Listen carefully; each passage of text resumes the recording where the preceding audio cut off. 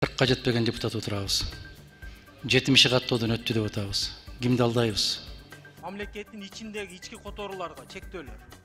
Мисалы бир 3 миллион акча которуш үчүн 2 күн же 3 күн убакыт кетиришип атат. Же болбосо 3-4 кишинин формальный паспорттору менен которуп атат. Анын эмне кереги бар? Андан көрө ошо бир киши менен эле толук. Буга эмнеге күйүп пишип айтып атам. Бүгүнкү күндө 30 жылдан бери биздин экономикасы эмнеге өнүкпөй атат?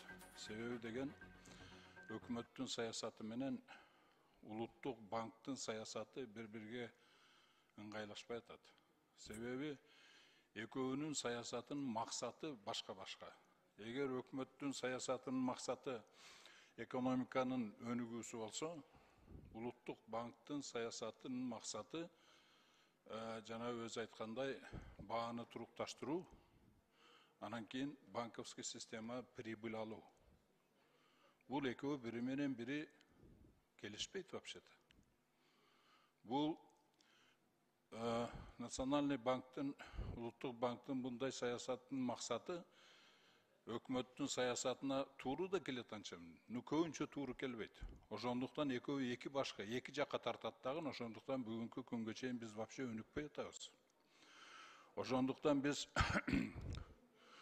программа, өкмөт түзгөн программабызга эч кандай финансовый саясаты жок.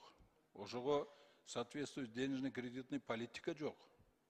Ошондуктан биз өмүр бою 30 жылдан бери президенттерибиз баш болуп тилемчилик кылып жүрөбүз бүт бар жоктон акчаны сурап. А на самом деле бул акчаны биз өзүбүз эле печатать этип алсак болот. Биздин өнүгүүбүзгө. И 30 жылдык биздин тажрыйбабыз көргөзүп атат, что бул догматика иштебейт. Ошол догматиканы 30 жылдан бери кармалып атканыбыз үчүн биз мону итке минер акыбалга келип отурабыз бүгүнкү күндө. И күндөн күнгө хуже и хуже болуп кетип атабыз. Ошондуктан бул догматикадан кетиш керек. Качанга чейин биз кыргыздар 70 жыл мурун айтылган бир Фридмандын догматикасы менен жашайбыз. Качан биз өзүбүздүн акылыбыз менен кыргыздар качан жашайбыз? Бул догматикадан кетиш керек. Ошондуктан мен жанагындай өзгөрүүлөрдү киргизип атам. Эгер ошол өзгөрүүлөрдү киргизбесек, ушул догматикадан кетпесек, биз бул акыбалдан эч качан чыкпайбыз. Кризистен эч качан чыкпайбыз, эч качан өнүкпөйбүз. Мен ушуну айткым келет. Рахмат. Кыргызстанда мыйзамдуулук жок дейбиз го. Мыйзамдуулук ушул жерде жок. 40 жетпеген депутат отурабыз. 70 каттоодон өттү деп атабыз. Кимди алдайбыз? Кимди алдайбыз айлан айындар? Эгер ыйман, мыйзам ушул жерден башталбаса, анан элден кантип талап кылабыз? Кимдин көзүн боёйбуз? Эмнеге ушундай мамиле кылабыз? Мен өткөндө Улам мырза сизге айттым. Биз регламентти бузбашыбыз керек. Кээде өтпөй калган токтомду кайрадан добуш берип деле өткөрүп атабыз да. Баарына көз жумуп келатабыз. Эгерде жамандыгын алып бирөө конституциялык сотко берсе, биздин чечимдер жокко чыгып кетет. Жок дегенде өзүбүздүн абийирибиздин алдында өзүбүз таза бололучу. Башка жактан талап кылаардын алдында өзүбүз ушундай таза бололу. Анан чакыргыла деп кайра эле айтып берген менен чакырганда эмне бала бакчанын балдарыбызбы? Келген киши келди, каттоодон өткөн киши өттү. Менимче жакшы эмес. 40 киши отуруп алып, мамлекеттин тагдырын чечип атабыз деген бул туура эмес болуп калат. Ушуну карап койсоңор. Биздин мамлекеттен отток капитал деп коет. Канча акча сыртка чыгып кетти? Сиздерде мындай мониторинг барбы улуттук банк тарабынан? Бул мониторинг негизи Кабмин жүргүзөт. Жалпы бизде мониторинг бар. Канча сумма кетти? Именно азыр менде ушул маалымат жок, мен сизге кат жүзүндө жөнөтөйүн. Кат жүзүндө берип койсоңуз, акыркы убакта байкалып атат. Башка мамлекеттер жанагы азыр жөнөкөй убакыт болбой атпайбы? Анан кимдир бирөөлөр атайлап ушул убакта мүмкүн Кыргызстаныбызды дагы пайдалангысы келип аткандар болсо керек. Ошон үчүн аяр болсоңуздар. Жана Халык банкта бир акча тополоң болду эле. Миллиардка жакын долларды Кытайга которду депчи. Ошондо эмне үчүн улуттук банк убагында көзөмөлдөгөн эместер былтыр? Так, ал иш укук коргоо органдарга өткөн. Укук коргоо органдарына өткөнгө чейин эмне үчүн сиздер карап турбадыңар? 1 миллиард доллар чыгып кеткенге чейин. Так, ал боюнча текшерүү өткөн Улуттук банктан тараптан. Халык банкка штраф салынган. Канча сом?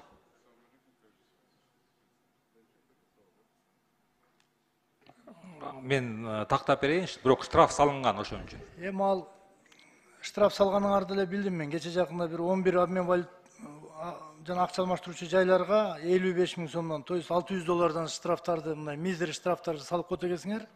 Ал жактан өзүңүздөрчө сүйлөшүп кандайдыр бир жолдор менен бүтүрүп алчу фактылар бар окшойт да. Ошо банкты биздин экономикага тийиштүү акча чыгып кетип атат сыртка. Эмне үчүн лицензияларын тартып албайсыңар кайрадан? Бул түздөн түз экономикага таасир берип атпайбы? 1 миллиард доллар сыртка чыгып кетип атат. Ордуна бир товар келсе башка жөн. Бул жерде жөндөн жөн акча которулуп кетип атат. Экономикага түз таасирин тийгизип атат ушул нерсе. Урматтуу Жусупбек мырза, сиздин пикириңиз менен макулмун, зыян чоң. Бул маселени кайра карап чыгалык. Анан эмне себептен ушу сиз айткандай болгон эмес, мен сизге кирип айтып берейин. Андан сырткары сиздер жана баалуу таштар боюнча, алтын жана башка боюнча да көзөмөлдөшүңүздөр керек да мындай. Жок дегенде анализ берип, кабинет министрге сунушуңарды берип турушуңуздар керек. Бизде жана алтын казган компаниялар түздөн түз контракттар менен кетип аткандан сырткары частный чартерный рейстерде да алтындар чыгып атат деген элде божомол, бирок түз үстүнө түшкөн факты жок, бирок ушундай нерселер кездешип атабы? Алтын канча кетип атат сыртка? Урматтуу Жусупбек мырза, бул драгметалл боюнча көзөмөлдү Кабмин жүргүзөт да. Биз только ушу афинажный заводдордон алтын сатып алганга бизде ушундай укугубуз бар. Анан биздин резервде алтын бар да, жанагы сиз айткан көзөмөлдү бул Кабмин жүргүзөт да, департамент драгметаллов Минфина. Кубанычбек Кеңешевич, биз жакында эле тегерек столдо жолукканбыз. Эсиңизде бар болуш керек. Улуттук банк, анан коммерческий банктардын жетекчилиги топ менеджмент менен. Ошондо жолукканда элге бериле турган 5% пайызсыз кредиттер жөнүндө сөз болгон да. Менин колумда деген азыркы убакта эми расмий түрдө мен сурап алган финанс министрликтен таблица бар да. Ошондо 500 миллион сом элге 5% кредит катары берилсин деп 11 банктын тизмесин алдым. Анын ичинде Айыл банк, Керемет банк, РСК банк, Халык банк, Кыргызстан, Капитал, Банк Азии, Финанс кредит, Дос Кредо банк, Кыргыз Коммерц банк, Бакай банк. 500 миллион сом берилип, бүгүнкү күндө ошолордун 500 миллион сомунун 100%-ын 77%-ын освоить этиштир. 4 банк болсо, Айыл банк, Керемет банк, РСК банк, Халык банк кайра ар бирөөсүнөн деген, мисалы Айыл банк 65 миллион сом берилсе, 17 миллион эл алган жок деп, не освоены деп Минфинге кайрып берип атышат. Керемет банктын 77 миллион берилсе, 13 миллион не освоены. РСК банктын 50 миллион, 40 миллион не освоены. Халык банк 35 миллион, 11 миллион не освоены. Менден суроо, Улуттук банк ушуну сиз көзөмөлдөй аласыңарбы? Элибиз бекер пайызсыз кредиттерге жете албай жатса, эмнеге бизде не освоены кредиттер турат? Эмнеге эл албайт деп алар кайра Минфинге кайрып берип атышат? Бул сырттан келген Всемирный банктын жардамы болуп атса, ошондо деген мындай ситуация болуп атат, мага жеткен маалымат боюнча, жарты проценттерди пайызсыз деп бир киши барса, жартысын үстөмдүк проценттерин кошуп туруп банктар берип атышыптыр. Буга көзөмөл барбы? Убактын токтотуп коюңуздарчы. Урматтуу Эльвира Жыргалбековна, сиз айткан фактылар боюнча биз азыр өзүнчө териштирүү жүргүзөлүк. Анткени сиз тегерек стөлдөн жалпы маалымат айтып кеткенсиз, бирок ушундай бузуулар бар деп анда маалымат жок болчу. Биз өзүнчө териштирүү жүргүзүп, ушу 4 банктын ушул боюнча ишмердүүлүгүн текшерип сизге маалымат берелик. Кубанычбек Кеңешевич, бир адам пайызсыз, анан бир адам пайыз менен алган кредиттерди текшерсеңиз эле чыгат ар бир банктан. Элде маалымат кеңири берилсин деп суранам. Мага кош 10 секунд.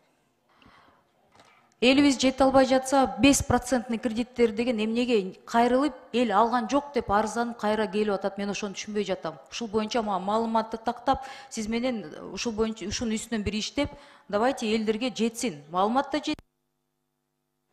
Жарайт, түшүнүктүү. Баягы кечээ күнү дагы айттым эле, бул орун басарыңыздан сурадым эле, тактайлы деди эле. Баягы мамлекеттин ичиндеги ички которууларга чектөөлөр. Урматтуу Алишер Абдуллаевич, ал боюнча тактадык. Мамлекет тараптан, Нацбанк тараптан андай чектөөлөр жок. Банк өзү эле ошондой чектөө коюшу мүмкүн. Жанагы закон АПФТ ОД боюнча ошону аткарганга да, бирок Нацбанк мамлекет андай чектөө койгон эмес. Коммерциялык банктардын өзүнүн укугу барбы каалагандай чек коюп, өздөрүнчө иштегенге? Алар чек текшерүүгө коет да. Сумма койбойт. Мисалы бир пороговый сумма бар. Ошондон баштап алар текшерет.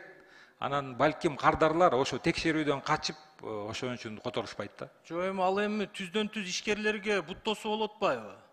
Мисалы 3 миллион акча которуш үчүн 2 күн же 3 күн убакыт кетиришип атат. Же болбосо 3-4 кишинин формальный паспорттору менен которуп атат. Анын эмне кереги бар? Андан көрө ошо бир киши менен эле толук эле парокту көтөрсө жакшы го.